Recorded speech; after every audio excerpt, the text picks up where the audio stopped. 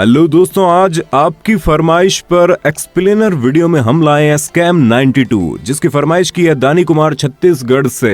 MD inspiration नाम का एक आईडी मेरे पास बार बार ये कह रहा था कि इस फिल्म का एक्सप्लेनेशन कर दो, तो मैंने शुरू कर दिया। तो सुनिए, 2020 में रिलीज हुई सबसे चर्चित वेब सीरीज जिसकी IMDb रेटिंग है 9.4।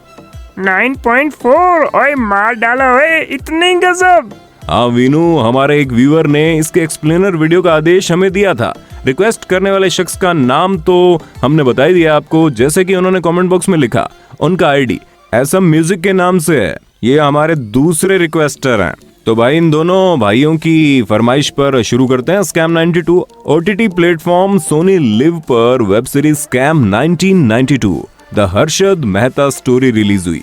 ये वेब सीरीज साल 1992 में हर्षद शांतिलाल मेहता के स्टॉक एक्सचेंज फ्रॉड को बखूबी दिखाती है।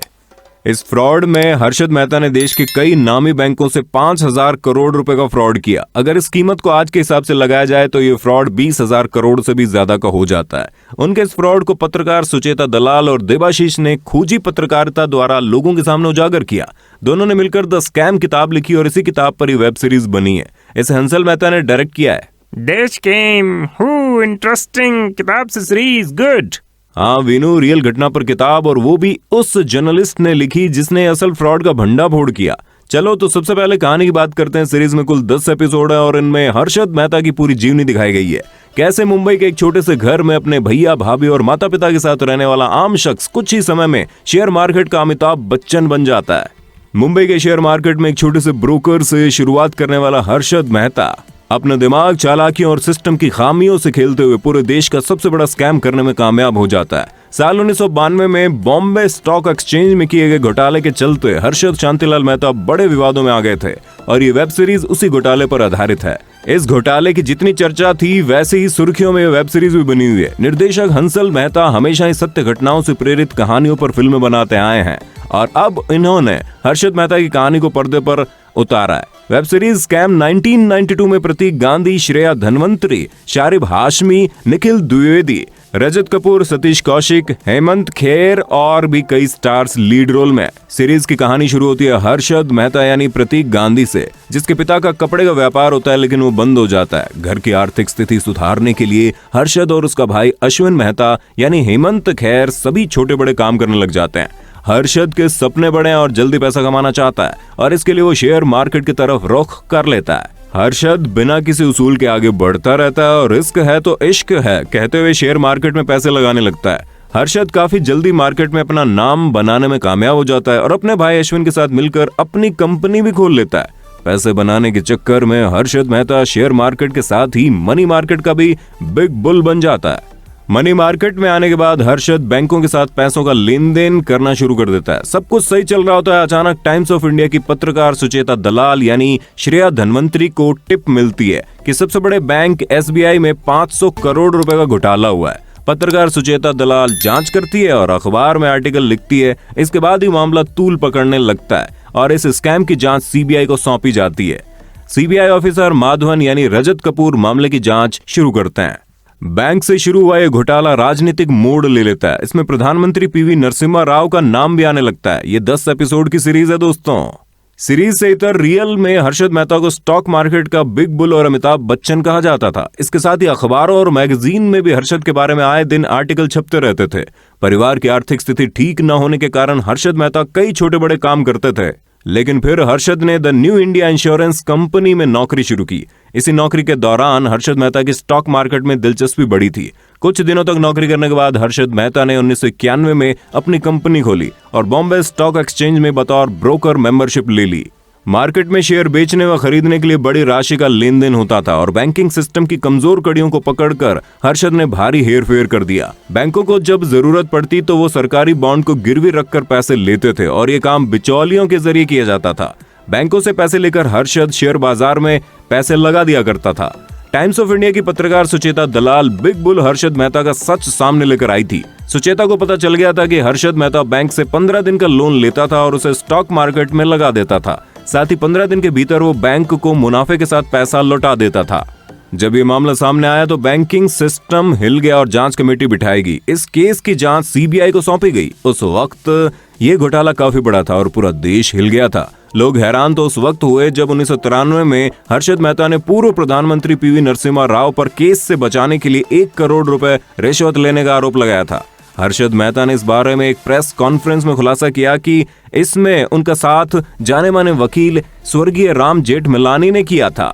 हर्षद मेहता पर 72 आपराधिक मामले और 600 से ज्यादा दीवानी मामले दर्ज किए गए और उन्हें गिरफ्तार कर लिया गया था। 31 दिसंबर 2001 को दिल का दौरा पड़ने से हर्षद मेहता की मौत हो गई।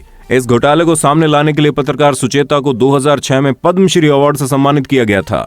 अरे वाह, वेरी गुड, अच्छा काम किया इस जर्नलिस्ट ने। वैसे मुझे कम ही जर्नलिस्ट पसंद आते हैं, ये पट्टे कुछ भी दिखाते हैं, लिखते रहते हैं, पर ये बंदी तो ग्रेट है। हाँ, तभी तो बुक लिखी, पद्मश्री मिला और अब वेब सीरीज बनी। चलो डायरेक्शन पर बात करते हैं।